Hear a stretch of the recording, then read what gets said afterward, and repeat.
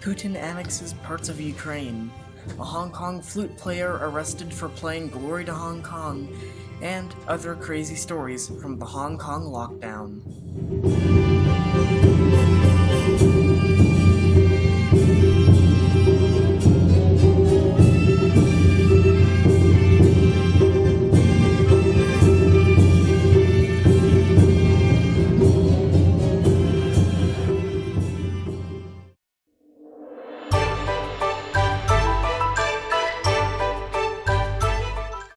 So, Russia, you know him, you probably hate him, and for the past 7 months, we've pretty much gotten used to their presence in Ukraine as a normal everyday thing.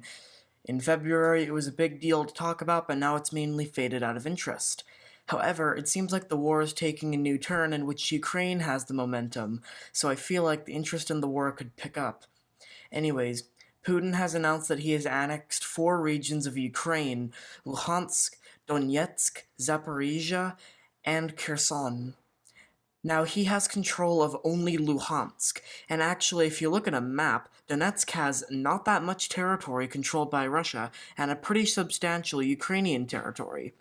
The offense on Kherson, as well, has been something that has been hyped up for months, but Ukraine has had a pretty good strategy of saying they're going to attack Kherson so that the Russians go to Kherson.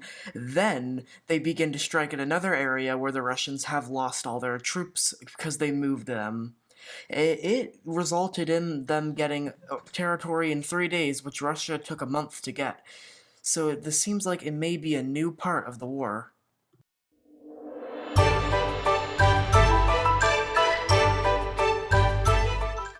As a former British colony, of course, on the 19th of September, Hong Kongers joined in to pay their respects to Queen Elizabeth, as that was the day of her state funeral.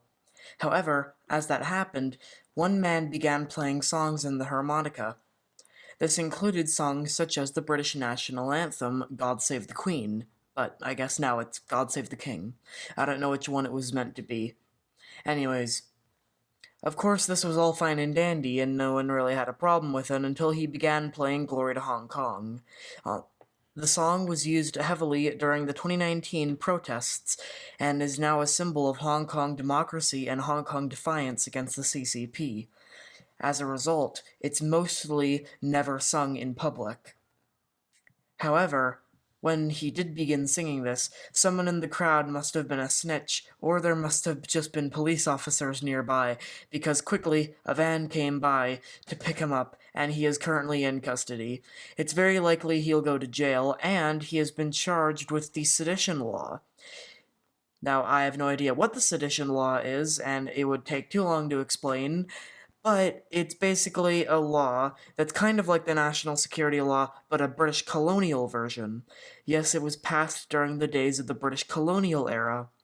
It's only ever used in the rare circumstance where someone can't be charged with the national security law, therefore they use the sedition law as an excuse. And it works pretty well. Now, to put this episode on a lighter topic, I'd like to talk about a funny story that happened in a restaurant in around 2021 in Hong Kong during the lockdown. Basically, when you're in a restaurant in Hong Kong at the same time as someone who has been deemed that they've had COVID, then you're going to be known as a close contact and in some cases go to quarantine. This can all be tracked via an app which I explained in the previous episode. This app is called Leave Home Safe. It basically, before you go into an institution, a transport thing, some buses and ferries have them, or a restaurant, then you have to scan their code on the wall and it'll register you as being in there. Most of the time, though, this app is really ineffective, like how people never register themselves as leaving, so you can have someone spending a week inside a restaurant. Anyways, I couldn't find any images of this incident, but basically, someone was a close contact, or a COVID case, I don't know which one it was, inside a restaurant. And I do not know why, but for some reason the police came in there and said that because there was a COVID patient in that a restaurant, everyone had to have a timeout. They sat in silence for about an hour at their seats. They couldn't say a word. They couldn't leave the restaurant. Couldn't do anything for an hour. They were sitting there in a timeout. Then the police just gave them a timeout because they probably not, had COVID. So, yeah, crazy stuff. Eventually, they were all let out, and the whole thing just became a funny story on the internet. But yeah, that just shows the extremes that the government went to keep COVID out. Nowadays, though, as evident by their loosening or complete eradication of certain COVID procedures, uh, that is less likely to happen. I still can't believe it did happen. It's a really crazy story. But yeah, this was also back when you needed to do a rapid test every time you wanted to go out to a restaurant. But now that has since been relaxed as well. It's been eradicated, and now you only need a leave home safe notification. Anyways, that's all I wanted to cover for now.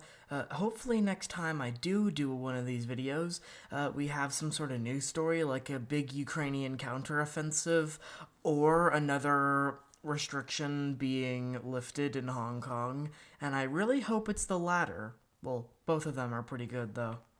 Anyways, Soikin, and see you in the next episode.